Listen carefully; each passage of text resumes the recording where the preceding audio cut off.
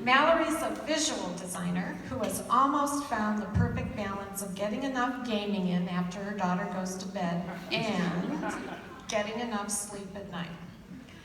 While she's not designing, you can find her chasing her 2-year-old daughter, pouring wax and concrete for her Etsy shop, Wick and Mortar Decor, binge watching shows she missed in the 2000s, spending way too much time gaming online with her friends, and slaying dragons with her D&D party. She didn't realize how nerdy she was until she wrote this description, by the way. Please welcome Mallory to the stage for Level Up, ladies.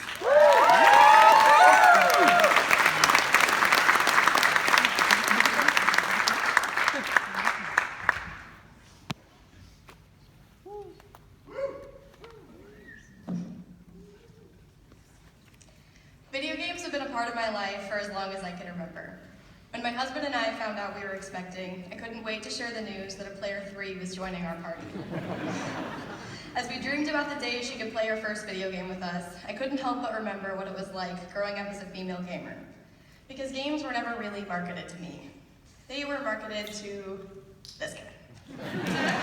But that didn't stop me. There were always consoles around my house growing up. My siblings recently reminded me that I got my start with controllers that were never actually plugged in. Most of the games I remember playing as a kid were family games like Mario, Duck Hunt, and Paperboy. But there were also games that were a little less than tasteful for a kid like me. Games like Resident Evil 2. I remember thinking how awesome it was that I could play as a female character who was actually a badass and not some damsel in distress or a bikini babe. Up until then, most girls in other games were hypersexualized with unrealistic body types. A pretty iconic example of this is Tomb Raider's Lara Croft. Gaming took a step in the right direction by including playable female characters. Unfortunately, these women often had clothing options that showed more skin than their male counterparts. But that doesn't really reflect what the average female gamer looks like. If you ask me, I think she might look a little more like this. My personal feelings of being under or misrepresented in the games that I play isn't my only takeaway from these experiences.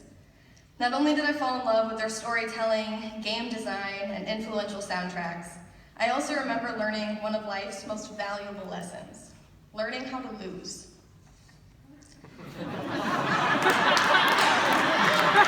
Whether it's Street Fighter, against my brother, or seeing that old gravestone in Oregon Trail, I learned how to deal with that frustration. I would keep trying in order to get better. I learned that the only way to improve at anything, not just video games, was through practice and failure. But not everyone is good at losing, especially when playing against someone online. After someone notices the sound of my voice or that I'm using a female avatar in a game, I can't tell you how many messages I receive telling me I must be fat or ugly if I'm a female gamer, or sending unwelcomed advances and harassment. Now imagine walking into this room. It smells exactly like it looks. You can see the Dorito dust settling into a cloud of farts. It was in rooms like this that I learned how to balance my own femininity while having to be one of the guys. Now, it's one thing to be in a physical space like this when it's your own friends giving you a hard time.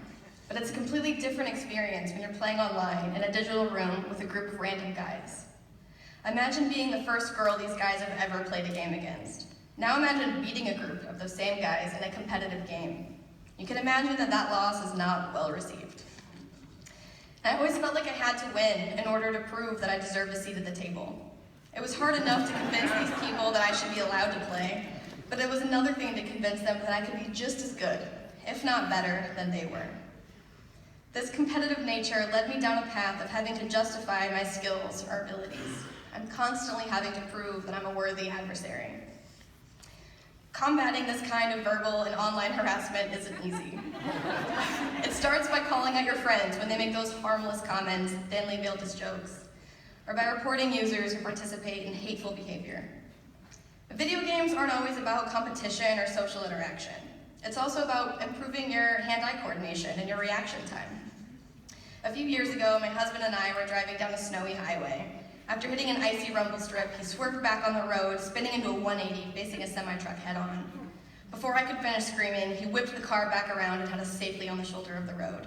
The first thing out of his mouth, Thank God for video games. Now, I'm not saying that all video games can save your life. Other games embrace storytelling in a way that books or movies simply cannot do.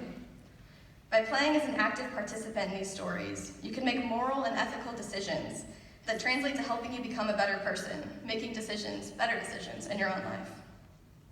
Playing video games with my husband and our friends is one of my favorite things to do. But maybe playing a video game has never even crossed your mind. Maybe you didn't play when you were a kid because games weren't marketed to you. Maybe you heard stories of harassment and you didn't want to face it yourself. Or maybe you were just afraid to lose. I want to encourage you to open your mind and try something new. There are so many great games out there, and I want to tell you about a few that might get you interested. Games like Rocket League. It's basically soccer with cars. It encourages good sportsmanship by equipping users with pre-made phrases to share, like, great shot, or nice pass. With simple mechanics and easy-to-learn controls, it's a fun game for a new gamer to get a shot. Or maybe you don't want to play with other people, and you just want to play a game to unwind or spend time alone. In a game called Life is Strange, you play as a female teenager making tough decisions in a beautifully cinematic game that feels more like watching a movie. Don't want to play yourself? Hand the controller to a friend and watch this episodic story unfold together. Or maybe you find yourself wishing you could connect with your gamer kids. Pick up the controller and give Minecraft a try. You can sharpen your creativity, your collaboration, your logical problem solving, while basically playing digital Legos in an open world where the only limit is your imagination. And games can also be an educational experience in disguise. They can teach our kids how to count, how to learn their colors, or learn the letters of the alphabet.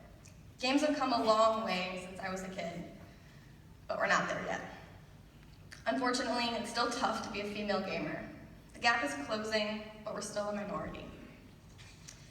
Just telling you about my experiences and how I've continued to play despite setbacks isn't really why I'm here tonight. I want to do my part to create a world where someone like my daughter Lily can pick up any game she'd like without fear of judgment of who she is. And for me, that starts tonight. Add my username on PS4, and I'd be happy to walk you through any of these games or talk to you about how to get started. Because when more women play games, more women will make games, and more real women will be represented in games. Because the more female gamers we have, the more inclusive our spaces will be. Thank you.